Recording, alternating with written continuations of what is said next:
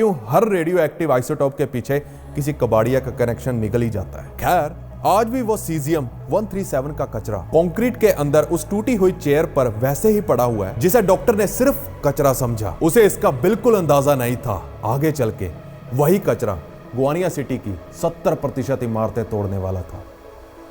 Over and out.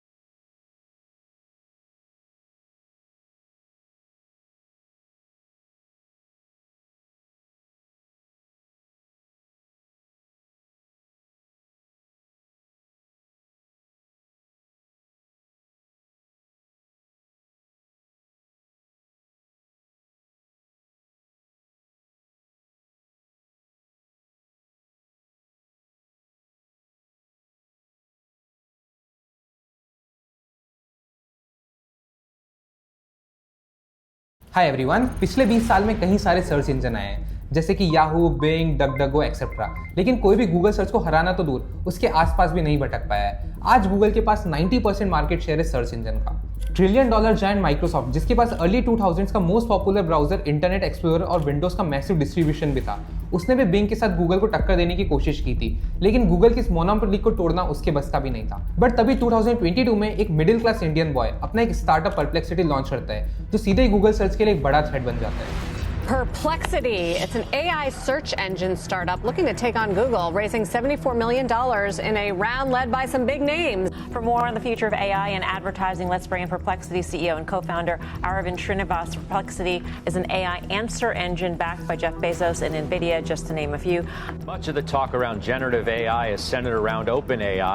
क्योंकि chat GPT काफी हद तक सर्च इंजन का काम करता है, उससे आप डायरेक्टली क्वेश्चन पूछ सकते हो और वो आपको सीधे आंसर दे देता है। वहीं गूगल सर्च का प्रोसेस काफी ज्यादा स्लो होता है, उसमें यूजर को पहले क्वेश्चन पूछना होता है, उसके बाद कई सारी लिंक्स में से अपने आंसर को ढूंढना होता है। अब गूगल को ओपनएआई से इतनी बड़ी दिक्कत नहीं थी, क्योंकि ओपनएआई एक छोटी सी 200 लोगों की कंपनी थी, लेकिन गेम तब बदल जाता है जब ट्रिलियन डॉलर जायंट माइक्रोसॉफ्ट, जिसके पास उसका खुद का सर्च इंजन है बिंग, वो गेम में एंट्री करता है और वो ओपनएआई में 50% इक्विटी ले लेता है। गूगल को डर था कि अगर उसने जल्दी एक्शन नहीं लिया तो उसका सर्च बिजनेस, जहां से उसका 80% रेवेन्यू आता है, वो अफेक्ट हो जाएगा। और इसीलिए सुंदर पिचाई बिना कोई टाइम वेस्ट किए एक emergency situation code red announce कर देते हैं और गूगल अपने सारे अनवांटेड प्रोजेक्ट्स रोक देता है और सारा फोकस इस सिचुएशन को रिव्यू करने में लगा देता है। इसके बाद गूगल चैट जीपीटी के रिप्लाई में बैक टू बैक नए एआई मॉडल्स बार्ड और जेमिनी लॉन्च करते जाता है। वहीं माइक्रोसॉफ्ट चैट जीपीटी को अपने सभी प्रोडक्ट्स में इंटीग्रेट करता जाता है और कोपायलट लॉन्च कर देता है और यहीं से एक एआई वॉर की शुरुआत होती है। अब इस स्पेस में कोई भी कंपनी एंटर करने का सोचती भी नहीं है, क्योंकि एआई मॉडल्स की ट्रेनिंग में काफी ज्यादा पैसे लगते हैं और इसमें दो प्लेयर्स माइक्रोसॉफ्ट और गूगल है, जिनके पास बिलियंस ऑफ डॉलर कैश है और मैसिव डिस्ट्रीब्यूशन भी है। बट तभी एक इंडियन बॉय अरविंद श्रीनिवास, जिसके पास अपना एआई मॉडल ट्रेन करने के पैसे भी नहीं होते हैं, वो इस स्पेस में एंटर करता है और परप्लेक्सिटी एआई लॉन्च कर देता है। वो सिर्फ 2 साल में कुछ ऐसा करते हैं जिससे परप्लेक्सिटी बिना किसी डिस्ट्रीब्यूशन के एआई चैटबॉट स्पेस में 6% मार्केट शेयर कैप्चर कर लेता है और perplexity app iOS app store के टॉप चार्ट्स में नंबर 6 पर आ जाता है। कुछ ही टाइम में परप्लेक्सिटी $9 बिलियन की वैल्यूएशन गेन कर लेता है और वो फास्टेस्ट ग्रोइंग एआई स्टार्टअप बन जाता है। सो इस वीडियो में बात करेंगे अरविंद श्रीनिवास को सर्च इंजन स्पेस में ऐसा क्या दिखा जो उन्होंने ट्रिलियन डॉलर जायंट से कंपीट करने का डिसीजन ले लिया। उन्होंने क्या स्ट्रेटेजी यूज करी जिससे परप्लेक्सिटी आज one of the fastest growing AI startup बन गया। क्या कभी परप्लेक्सिटी गूगल सर्च के डोमिनेंस को बीट कर पाएगा, और सबसे इंपॉर्टेंट, हम परप्लेक्सिटी की स्ट्राइक से क्या इंपॉर्टेंट लेसन सीख सकते हैं।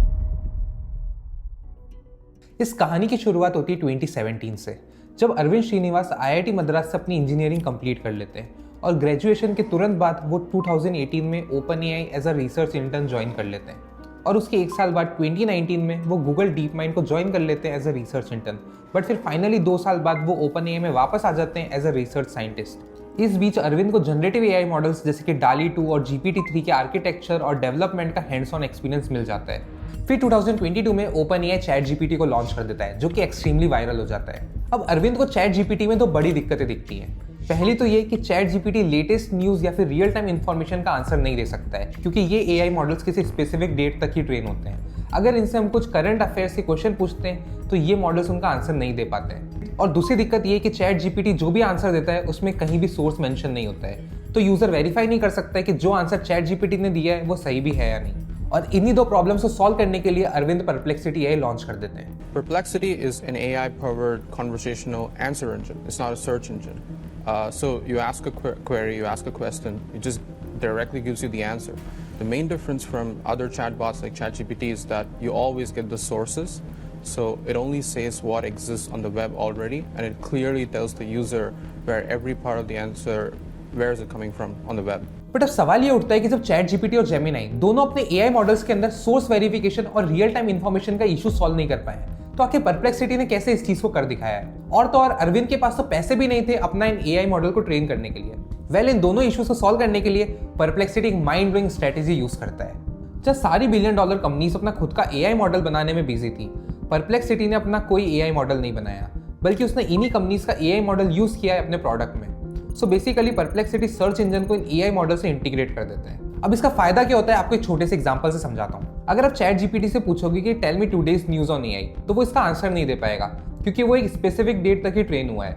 लेकिन परप्लेक्सिटी ने एआई मॉडल और सर्च इंजन के बीच एक ब्रिज बनाया है, जिससे कि अगर हम परप्लेक्सिटी से पूछेंगे कि tell me today's news on AI, तो वो ये रिक्वेस्ट डायरेक्टली एआई मॉडल को नहीं देगा, बल्कि उससे पहले सर्च इंजन के पास ले जाएगा।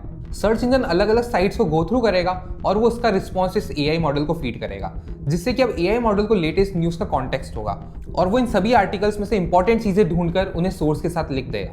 अब इस स्ट्रेटेजी को यूज करने से परप्लेक्सिटी को 3 बड़े फायदे होते हैं। नंबर 1, हर वीक कोई नया एआई मॉडल लॉन्च होता जाता है, तो ये सभी एआई कंपनीज आपस में लड़ती रहती हैं और अपना सारा टाइम एआई मॉडल्स को अपग्रेड करने में लगा देती है। जैसे अभी डीपसीक आया तो ओपन एआई ने अपना O3 मिनी मॉडल लॉन्च कर दिया, वहीं गूगल ने जेमिनाई में 4 नए मॉडल्स लॉन्च कर दिए हैं। वहीं परप्लेक्सिटी ने O3 मिनी, डीपसीक R1 और जेमिनाई सभी को अपने प्लेटफॉर्म में इंटीग्रेट कर दिया, जिससे कि उसका एआई मॉडल में कंपटीशन ही खत्म हो गया और उसने अपना सारा फोकस इन एआई सर्च को बेटर करने में लगा दिया। नंबर 2, हर मॉडल की अपनी कोई खासियत होती है, कोई रीजनिंग में अच्छा होता है, वहीं कोई राइटिंग में। परप्लेक्सिटी यूजर को मॉडल चूज करने का ऑप्शन देता है, जिससे कि यूजर अपने यूज केस के अकॉर्डिंग मॉडल चूज कर सकता है। नंबर 3, अब कई सारे मॉडल्स ना किसी स्पेसिफिक कंटेंट में सेंसर्ड होते हैं, जैसे जेमिनाई डीप रिसर्च में पॉलिटिकल ओपिनियन नहीं देता है, वहीं डीपसीक चाइना के सपोर्ट में ही आंसर देता है और इसी वजह से इन मॉडल्स पर कई सारे लीगल केसेस भी होते हैं। जैसे रिसेंटली ओपन एआई पर कई सारे मीडिया हाउसेस ने कॉपीराइट इन्फ्रिंजमेंट का केस किया है, वहीं डीपसीक कई सारे कंट्रीज में बैन भी हुआ है। लेकिन परप्लेक्सिटी का अपना कोई एआई मॉडल ही नहीं है, तो उसे किसी भी लीगल इशू में फंसने की जरूरत ही नहीं पड़ती है। अगर किसी मॉडल के अगेंस्ट केस भी होता है तो परप्लेक्सिटी उस मॉडल को हटाकर किसी और एआई मॉडल पर शिफ्ट हो सकता है। और इन्हीं रीजंस की वजह से परप्लेक्सिटी एआई काफी तेजी से ग्रो करता है और वो एआई इंडस्ट्री में एक मेजर प्लेयर बन जाता है। जनवरी 2024 में एनवीडिया और जेफ बेजोस की इन्वेस्टमेंट के साथ उसकी वैल्यूएशन $520 मिलियन हो जाती है। अप्रैल 2024 में परप्लेक्सिटी एंटरप्राइज प्रो लॉन्च कर दी है, जिसके बाद उसकी वैल्यूएशन $1 बिलियन पहुंच जाती है और वो एक यूनिकॉर्न बन जाता है। जून 2024 में सॉफ्टबैंक परप्लेक्सिटी में इन्वेस्टमेंट करता है, जिसके बाद उसकी वैल्यूएशन सिर्फ 2 मंथ में 3x हो जाती है, दैट इज $3 बिलियन। फिर दिसंबर 2024 तक आते आते उसकी वैल्यूएशन $9 बिलियन हो जाती है। मतलब ये कि उसने सिर्फ एक साल में 17x का जंप दिखाया है और इस तरह से perplexity fastest growing AI startup बन जाता है। बट अब सवाल ये है कि जो मेथड परप्लेक्सिटी ने यूज किया है उसे बड़े जायंट्स जैसे कि गूगल और माइक्रोसॉफ्ट क्यों नहीं यूज कर रहे हैं? वेल, इसका रीजन ये कि इन कंपनीज का actual business in foundation AI models के थ्रू चलता है और ये मॉडल्स इनकी एक रेपुटेशन है। गूगल और ओपन एआई दोनों ही अपने मॉडल्स को एपीआई के थ्रू दूसरे बिजनेसेस को सेल करते हैं। अगर ये खुद ही अपनी एप्लीकेशन जैसे कि गूगल सर्च और चैट जीपीटी इंटरफेस में इन मॉडल्स को यूज नहीं करेंगे तो उनकी ये रेपुटेशन चली जाएगी। कोई और बिजनेस इनके मॉडल को क्यों ही यूज करेगा अगर ये खुद ही अपने मॉडल्स को बेस्ट नहीं बताएंगे? और इसीलिए जब गूगल ने जेमिनाई डीप रिसर्च निकाला और ओपन एआई ने सर्च का फीचर इंट्रोड्यूस किया था चैट जीपीटी में, तब इन दोनों ही कंपनीज के पास लिमिटेशन थी कि उन्हें उन्हीं का सर्च इंजन और एआई मॉडल यूज करना है। और जब डीपसीक लॉन्च हुआ तो इन दोनों ही कंपनीज को अपने एआई मॉडल्स को इंप्रूव करने में टाइम और रिसोर्सेज इन्वेस्ट करने की जरूरत पड़ती है और फिर बाद में अपने सर्च फीचर में उन्हें इंटीग्रेट करते हैं, जो काफी ज्यादा स्लो प्रोसेस है। वही परप्लेक्सिटी ने DeepSeek R1, open AI O3 mini और जेमिनाई 2.0 जिस दिन लॉन्च हुआ उसे उसी दिन इंटीग्रेट कर दिया, क्योंकि परप्लेक्सिटी ने अपने आप को एक एआई चैटबॉट की कैटेगरी में नहीं डाला है, बल्कि एक एआई सर्च इंजन बताया है जिसका इन एआई मॉडल से कोई लेना देना नहीं है। उसका काम है लोगों को बेस्ट सर्च रिजल्ट देना, जिसके लिए वो कोई भी एआई मॉडल और सर्च इंजन यूज कर सकता है। सो अब हम बात करते हैं कि क्या कभी परप्लेक्सिटी गूगल सर्च को बीट कर पाएगा? वेल, गूगल सर्च की मोनोपोली को तोड़ना इतना आसान नहीं है, क्योंकि गूगल के पास उसका क्रोम ब्राउजर है और क्रोम ब्राउजर के पास ब्राउजर इंडस्ट्री का 68% मार्केट शेयर है, वहीं सफारी के पास 17% मार्केट शेयर है। और पता है क्या, इन दोनों ही ब्राउजर्स के अंदर by default search engine Google search है। क्रोम को गूगल ओन करता है तो उसमें तो by default search engine Google है ही, और एप्पल डिवाइसेस में बाय डिफॉल्ट सर्च इंजन रहने के लिए गूगल एप्पल को हर साल $22 बिलियन पे करता है, जिससे कि गूगल सर्च बिजनेस में मोनोपोली बना रहे हैं। सो इन शॉर्ट, गूगल सर्च को तब तक नहीं हरा सकते जब तक ये कंपनीज कोई तरीका नहीं ढूंढ लेती जिससे कि यूजर्स क्रोम और सफारी को छोड़कर किसी और ब्राउजर पर शिफ्ट हो जाए। और इसीलिए कई सारी रिपोर्ट्स और लीक्स ये बताती है कि ओपन एआई भी इसीलिए अपने खुद के ब्राउजर पर काम कर रहा है। मैंने क्रोम के ऊपर एक डिटेल वीडियो बनाया है, आप उसे देख सकते हो। Open AI, Microsoft, Google Chrome